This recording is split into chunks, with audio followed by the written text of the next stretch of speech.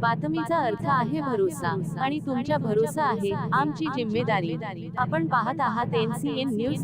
नमस्कार, आपण पाहत आहात NCN न्यूज टीव्ही। चला पाहूया आजची एक अभिमानास्पद बातमी।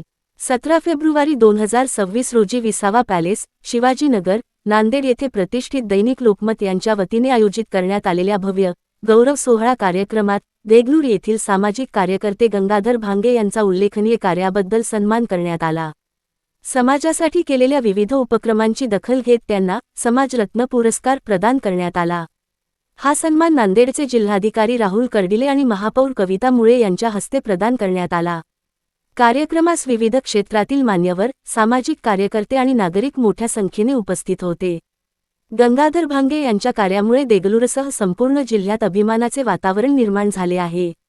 अशीच सकारात्मक आणि प्रेरणादायी बातमी आवडली असेल तर व्हिडिओला एक लाईक करा।